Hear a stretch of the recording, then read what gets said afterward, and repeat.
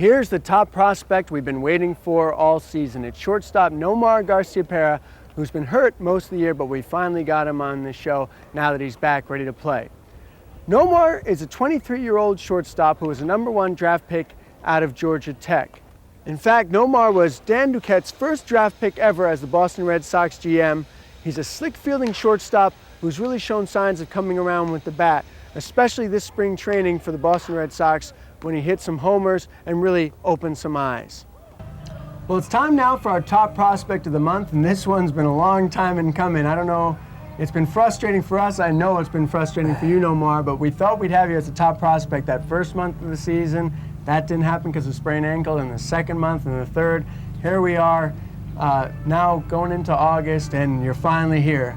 How frustrating has it been having to miss almost the entire AAA season? It's been pretty frustrating. Nobody likes to be on the bench or be away from the game, you know, where everybody else is playing, at least due to injury. And right now, I'm just pleased for myself that I'm able to get back and start playing again. Now, tell me about the knee, because it was so strange when you first heard it. They thought you were going to be out for the year. They thought they'd have surgery. I was skeptical when I heard that you were going to rehab it because I thought, wow, it's tough to avoid surgery that way. So could you just fill us in on why you were able to do that and if it's going to be able to hold up? Well, the whole thing was it was an injury. It's behind the knee, actually. It's a tendon behind the knee. So that was something that I completely tore the tendon. It was one of those injuries that really not too many doctors have really seen before, so they really didn't quite know how to treat it. They said, before we even go in there and have surgery, let's see what extensive rehab will do. And I said, that sounds good to me. You know, if I can avoid the knife, I will.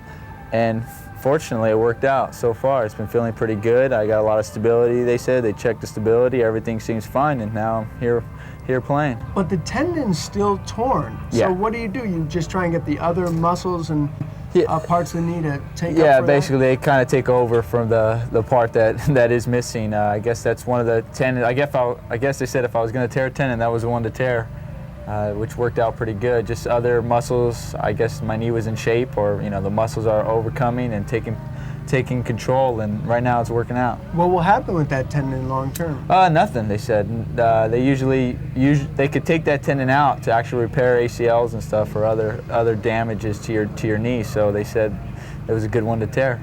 So as of right now, if you just keep working on your knee and get it stronger, you should have no long-term side effects. Exactly, that's what they tell me. So right now I feel pretty good. All right, well, you do feel pretty good, but tell me, obviously you're not 100% in terms of being able to play every day. So is there any way you can describe what it feels like in there? Well, it's, I guess, 100% every day. I feel good out there doing everything that needs to be done for baseball.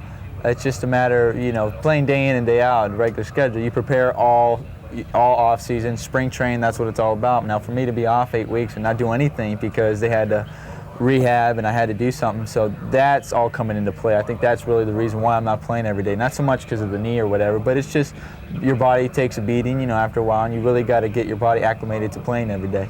There's been so much talk about getting you up to Boston, and I know you don't want to talk about the specifics too much of that. You just want to play.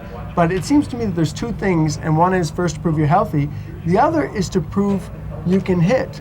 I think you had a decent season last year at AA, but really adding that muscle, do you think really has helped make you a better hitter and maybe put you over the top?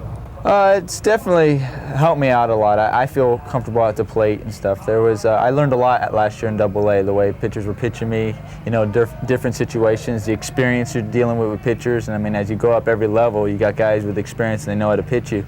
But as for me, just physically, it helps me because I know I can go out there every day, feel confident and feel strong at the plate, and that's what I like. Now you've got one of those frames where you always look really skinny. Mm-hmm. And when I saw you last year in AA, I thought you were just this skinny little shortstop. And then I know you had the great off-season workout, but I didn't realize how much it is. When you're in there in the clubhouse with your shirt off, you're pumped. I mean, there's no way we can describe it here on TV, but this guy has pipes, as they would say. I mean, did you just put that all on in this past year? Have you always had a bigger upper body than people thought? And last thing on that, is it something you're concerned about getting too big up top? I'm really not too concerned about getting too big up top. I mean, I know there's a certain situation. I don't think I'll ever be able to get too big. Maybe that's just my body frame. But no, I mean, everybody always says things, oh, you look thin, or even people say, well, you actually look heavier than what you really weigh or whatever. I said, well, it doesn't matter if I can put the ball over the fence, whatever it is. I go, that's all that really matters in this game. You know, I don't have to hit it 500 feet. The fence is only 400, so I really don't worry too much about it. I mean, like I said, I put some added strength on, and that helped me. And I think it's helped me so I can last throughout the whole season, hopefully be stronger throughout the course of the season, and just feel comfortable at the plate. Well, it seems to help you because, I mean, just think about that ball you hit to right field last night. And when you hit that ball, I'm guessing that without a lot of muscle, that thing's just a pop fly to right field. And maybe I know the wind's blowing out and it is a small ballpark, but that thing almost went out over the fence. Yeah, I guess that's pretty nice. I mean, there's some balls that I'm sure in the past when people are not as strong or whatever, you know, you miss hit and they don't carry as far or whatever. And then now I feel like with added strength, you know, if I miss hit a ball, it still has a tendency to carry. I mean, the way I look at it is like maybe some of those balls that might not be a sacrifice fly turn into a sacrifice fly, that it might be caught guys tagging up. So it definitely helps in your game. All right, what are the last little bits if you feel, I know you're going to say that you have a lot to improve on, but what are the key areas where you really feel like, you know, I'm just not good at this right now, at any area of the game that you think could really put you over the top? I don't know. Like I said, you're right. I always feel like I'm never satisfied with anything. Right now, I think my biggest concern was just coming out here, playing every day, and making sure that the leg holds up. I just like to go out there and hopefully play well defensively to support my pitcher and help out the team offensively the best I can. I mean, obviously we got a great offensive team, so they're doing well themselves. But as long as I can contribute, I'm pretty happy.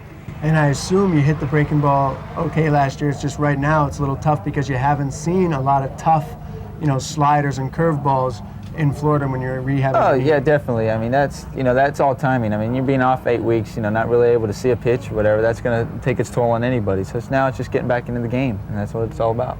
All right, well, good luck. I'm glad we finally got you on. I appreciate it. Thanks a lot. All right, and we'll be back with more of Talking Paw Sox right after this.